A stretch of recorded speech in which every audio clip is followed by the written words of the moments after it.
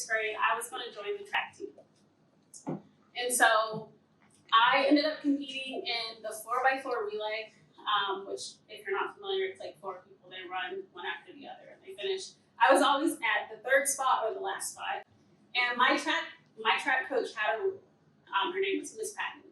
Miss Patton had a rule that you couldn't just do one event. So you would do one event when you would compete, but in practice, she would make you practice another one. And I think she gave us 2 practices to figure out what the other event was going to be. It took me all 2 to figure out mine, y'all.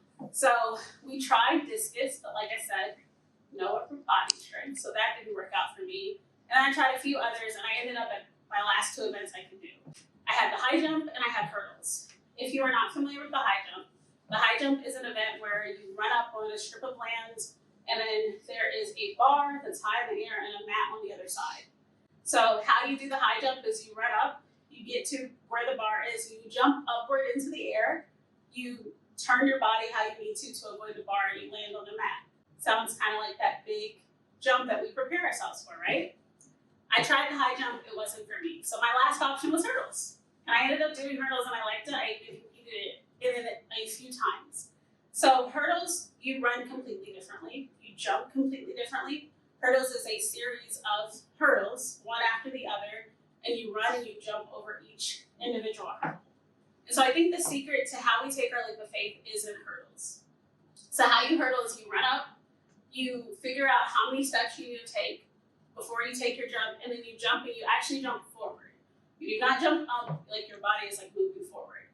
And then in between, you figure out how many steps, jump again, and you keep doing the process.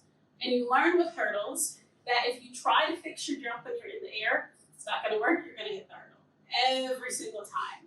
And trust me, it took this one a few times to figure out that lesson, because I would get nervous. I'm like, I'm going to hit it. And so for this last lesson, this last kind of takeaway, I don't feel like I'm equipped to help you guys, because it's been a while since middle school for me. So we're gonna go to my lovely assistant here, middle school me. And so this is how I would tell you to leap like a hurdler. I would tell you to build momentum and use small forward jumps. So we can do this in our career too. Use small jumps that are gonna move you forward. Be consistent.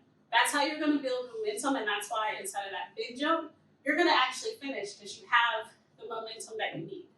I also tell you to be present in your jump and focus on where you'll land next. As I said, you cannot focus on the hurdle. You have to focus on where you're gonna land. And so what that means is sometimes you're gonna take a jump and you're gonna realize, oh man, I need to land right here. So focus where you're gonna land.